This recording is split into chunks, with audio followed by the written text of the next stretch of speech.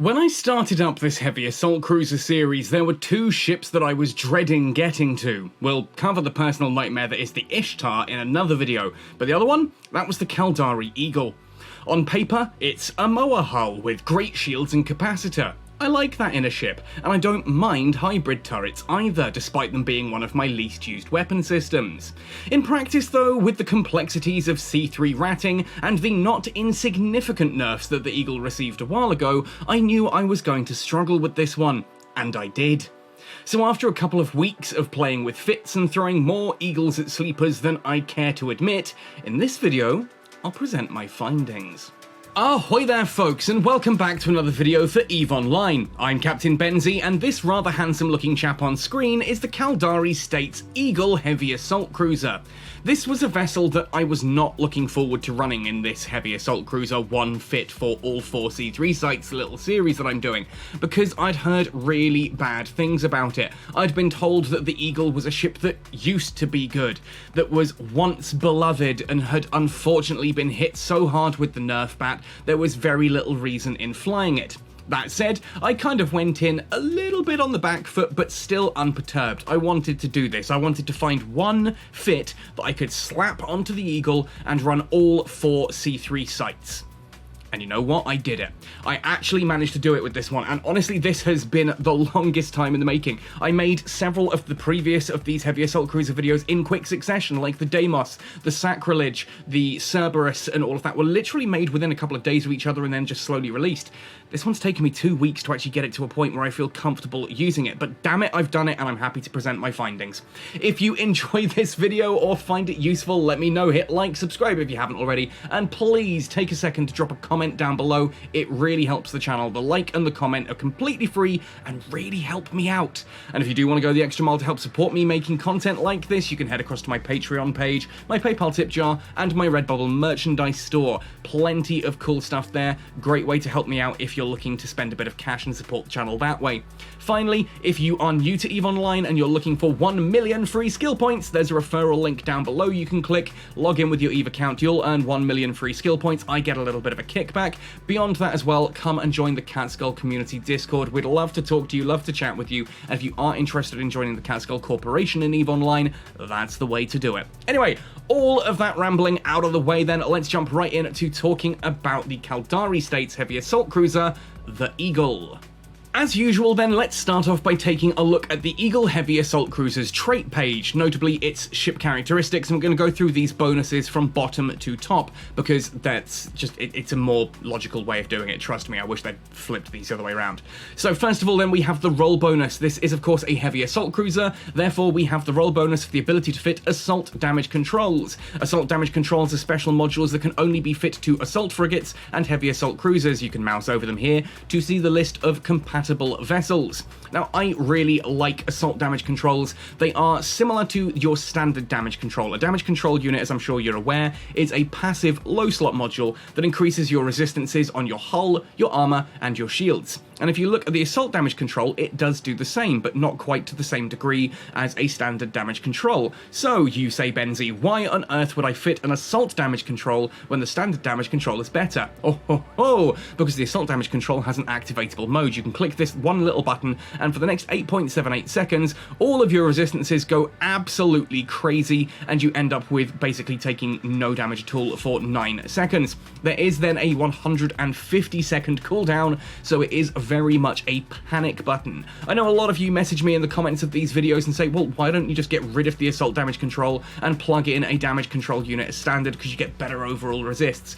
Yeah, you do, but I still like the assault damage controls because these fits are designed to survive with the assault damage controls passive, but then if someone jumps you and you need to just take a quick bit of damage while you try and escape, or you mess up your traversal or things like that whilst you are a transversal velocity, whilst you are trying to deal with some of the heavier hitters in these combat zones, yeah, having the activatable assault damage control, it saved my life a couple of times. I just really like them.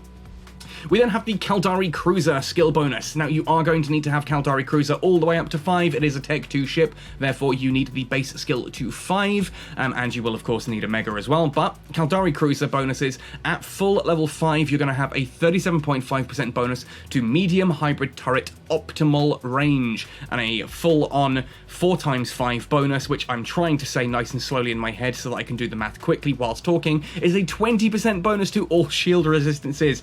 Don't think anyone noticed, Benzie. Think you got away with that one. My brain just completely melted there. 20% bonus to all shield resistances. That's really nice. It's nice to see that the Eagle gets the passive shield resistance bonus, whereas the Cerberus gets the boost to its armor repairer amount. It does mean that compared to some of the other hacks out there, we don't get quite as much in the damage side of things, but we'll get to that in a moment. Now, 37.5% bonus to hybrid turret optimal range is already making me think railguns, not blasters, because they're going to get a bigger effect out of that. But, again, we'll have a look at that in the fitting section. It's not to say you couldn't fit blasters, I'm just already getting a railgun vibe rather than a blaster vibe. If we then look at the Heavy Assault Cruiser skill, we get a 5% bonus per level to medium hybrid turret tracking speed, and a 5% bonus to medium hybrid turret damage. So at full 5, 25% tracking is nice, and 25% damage, pretty good, but still not quite as good as a lot of the other hacks have got out there. Several of the other hacks have bonuses to both damage and rate of fire, for example. Not so with the Eagle. This is more defensively based than aggressively. But looking at this, definitely tracking speed there, small amount of damage and optimal range. I'm thinking railguns and, well, obviously shields. It's a Caldari ship and we're getting shield bonuses. But it's a good solid thing to go with there. Now, Heavy Assault Cruiser skill there. Looking at that, I would never undock this until I had a Heavy Assault Cruiser minimum to 3. I think anything below 3 and your damage is just going to be too low to be worth it. Tracking speed, not sure that's going to be a huge problem, but there are times when having a better tracking speed certainly helps.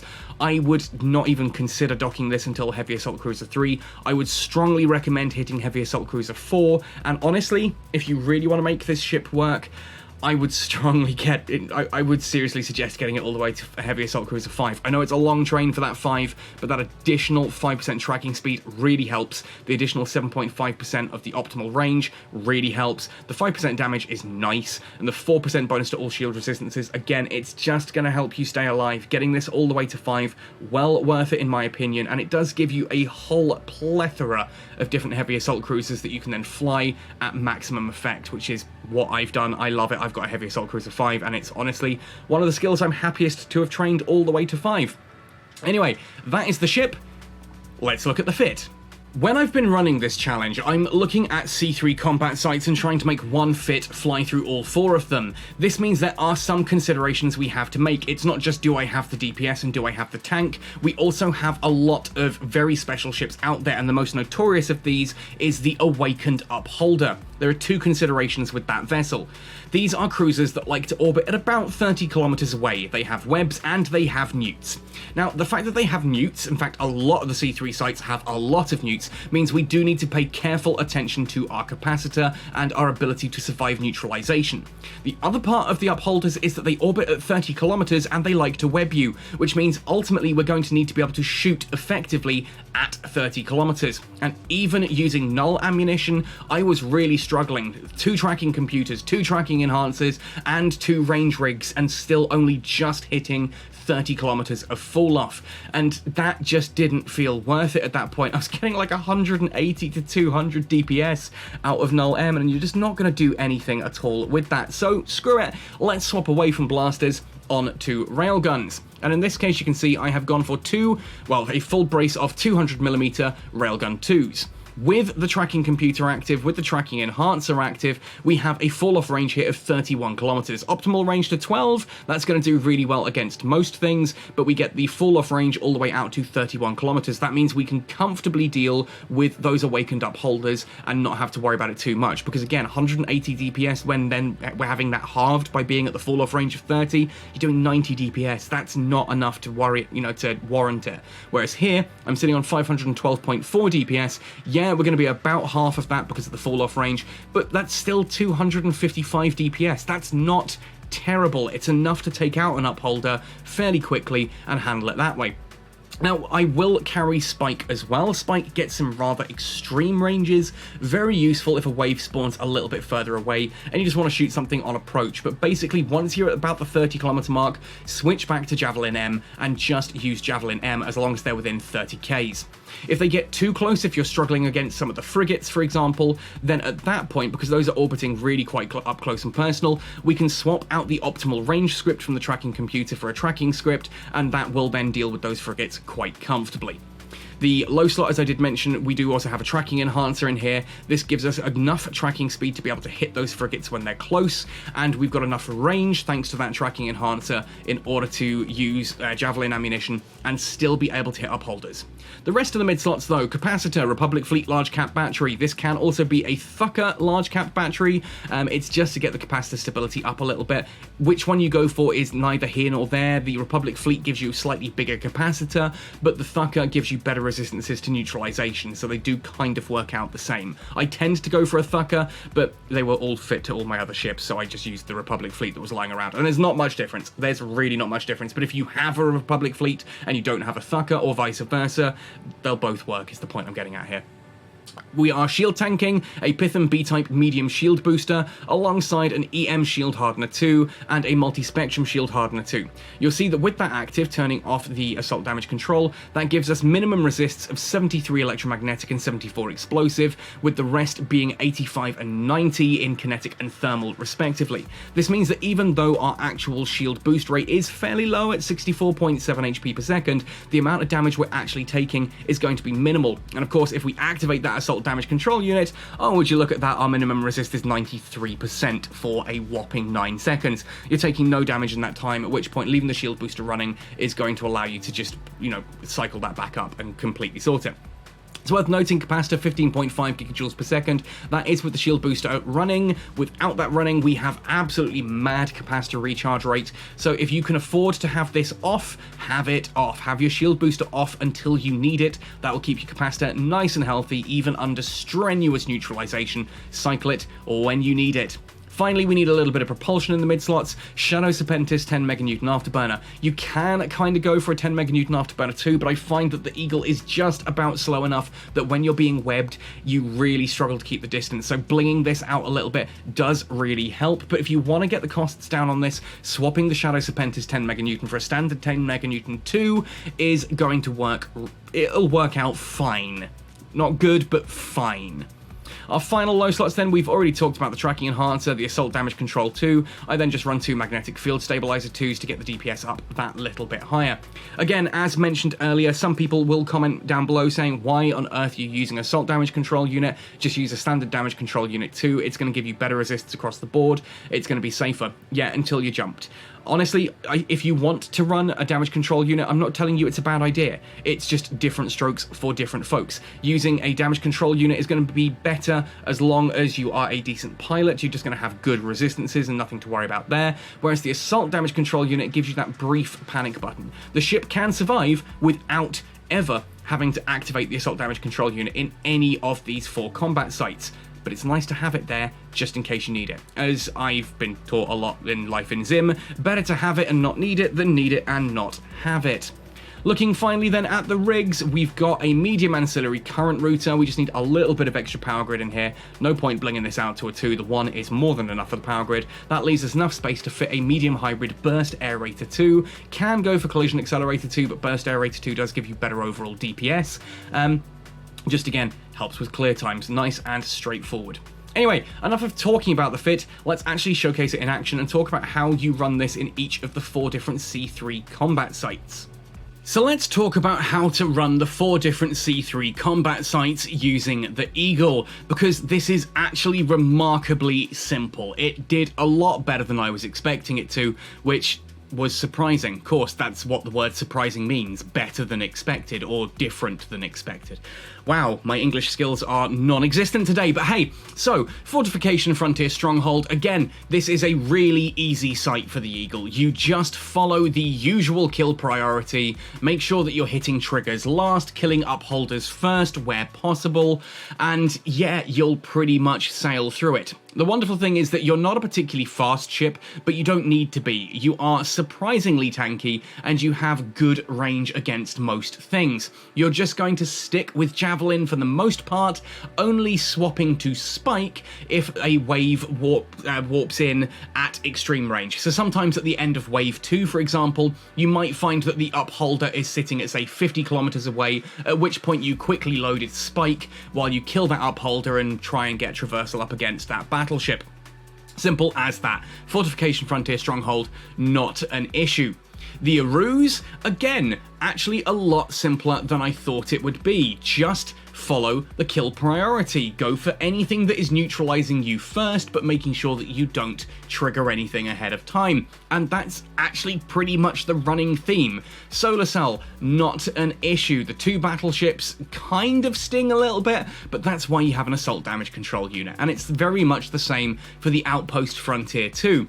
There were a couple of moments where things looked like they were going to get a little bit hectic in that final wave. First wave of the Outpost, no issues at all. You can get up good enough signature tanking to avoid everything and anything that's coming at you in that first phase. Use the assault damage control as you land on grid just to absorb that first hit. And when you hit wave 3, you may need to use the assault damage control whilst you get your angles up against those battleships. But as soon as you've got any form of traversal going, you just basically try and orbit the battleships, kill the little guys, and then come back to it later, come back to the battleships and finish those off. Essentially, most of the time you're just keeping that optimal range script in the tracking computer. If you do find that you've got frigates and that really close and just spinning around you and you're not hitting them properly, then yeah, like you can see on the footage now, I'm not quite getting the hits I want, grazes and glances off and stuff like that. This is where you would then swap to the tracking speed script, and straight away you'll take those out really, really quickly. But ultimately, the Eagle was really simple. I came into this thinking, oh no, this ship's been nerfed heavily. No one talks about the Eagle. It is one of those ships that people just kind of, I don't know, forget exists. When I actually said to the guys in Corporation when I was out flying this, they were like, oh, what's the Eagle? Like, people knew what the Zealot or the Deimos or the Sacrilege and the Cerberus were, but when I said the Eagle, they were like, is that one of the E-War ones? Is that a Force Recon? Which one's that? And I'm like, oh no, it's the heavy assault cruiser that uses railguns for Caldari. They're like, oh, I forgot that ship even exists. It's not a popular vessel. This is not a popular PvE vessel, but you know what? I kind of think it should be. It actually worked really well for this. These sites got cleared nice and quickly, nice and effectively, no big issues at all. Yeah, it was pretty good clear times. I think we're looking at about 20 minutes for the Aerus and the Outpost, but the Solar Cell was about 16, I think. The Fortification Frontier came in, I've got my notes here actually. Yeah, there we are, 14 minutes for the Fortification Frontier Stronghold, 17 for the Solar Cell, 19 for the Aerus, and 21 for the Outpost Frontier. Not bad clear times at all, so you're looking 15 to 20 minutes clear time. No big stress, you just kind of run the sites and it will do this. If you want to bring some friends, you'll do it even faster. That's something we've been doing a lot in Catskull recently, taking like a couple of Deimoses, an Eagle, Sacrilege, you know, pairing up and doing these, splitting the loot in half. And people say, you know, but and you're halving your loot, right? No.